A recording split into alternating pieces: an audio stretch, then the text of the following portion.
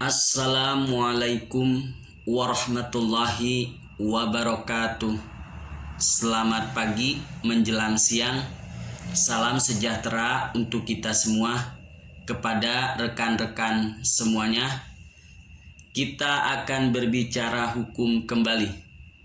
Jadi kita berbicara hukum dengan bahasa sederhana, insya Allah mudah dipahami dan dimengerti. Pada video sebelumnya kita membahas tentang perbedaan hukum privat dan hukum publik. Kemudian pada video kali ini kita akan membahas tentang syarat sahnya perjanjian.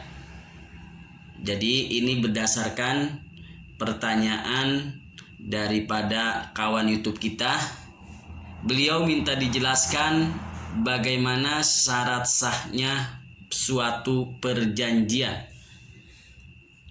Jadi kita akan bahas syarat sahnya suatu perjanjian. Berdasarkan pasal 1320 Kitab Undang-Undang Hukum Perdata menyatakan ada 4 macam syarat sahnya suatu perjanjian. Yang pertama, kesepakatan para pihak.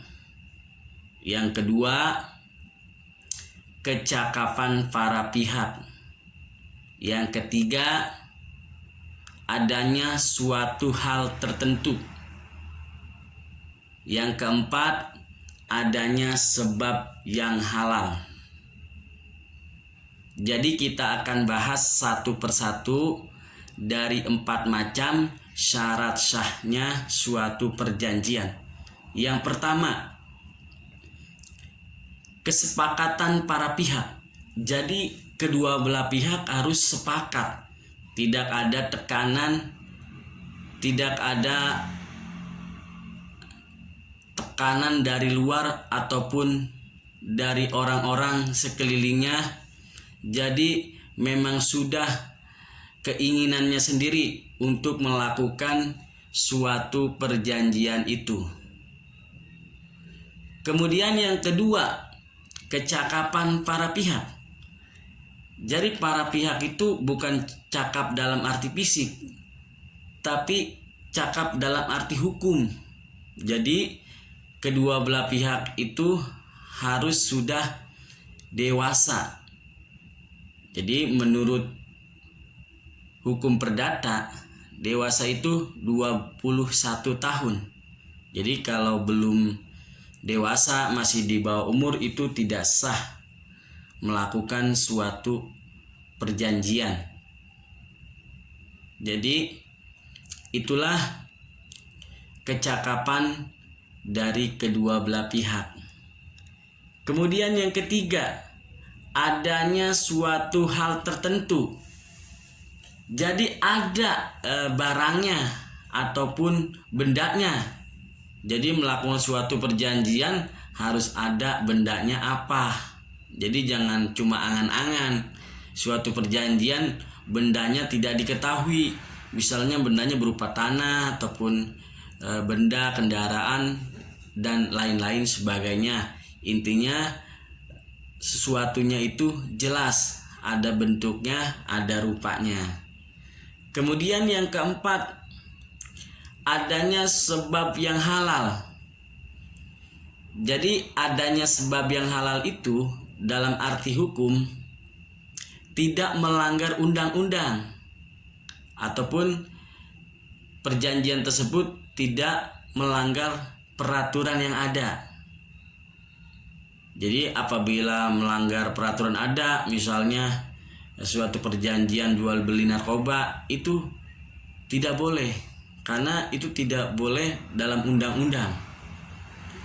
Jadi suatu halnya yang boleh dilaksanakan asal jangan bertentangan dengan undang-undang. Jadi itulah 4 macam daripada syarat sahnya suatu perjanjian. Yang pertama, kesepakatan dua belah pihak. Yang kedua, kecakapan para pihak. Yang ketiga, adanya suatu hal tertentu. Yang keempat, adanya sebab yang halal. Jadi apabila 4 syarat itu tidak terpenuhi ataupun salah satu syarat tersebut tidak dipenuhi, maka perjanjian itu batal atau dapat dibatalkan, batal demi hukum, jadi tidak sah. Misalnya salah satu pihaknya di bawah umur, jadi bisa dibatalkan karena di bawah umur itu belum mengerti, jadi masih dalam perlindungan orang tua, jadi masih butuh pengampuan.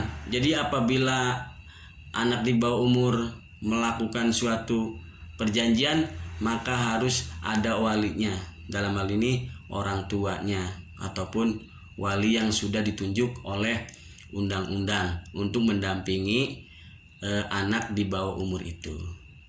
Jadi itulah penjelasan daripada syarat sahnya suatu perjanjian. Mudah-mudahan dapat dipahami dan dimengerti. Apabila mau mendukung channel ini, klik subscribe, like, komen, serta bagikan. Apabila video ini bermanfaat, insya Allah video ini bermanfaat. Jadi sampai di situ kita berbicara tentang hukumnya. Nanti kita lanjutkan pada video kita selanjutnya. Apabila ada yang mau bertanya tentang hukum, bisa ditanyakan lewat kolom komentar. Insya Allah saya akan jawab dengan video selanjutnya.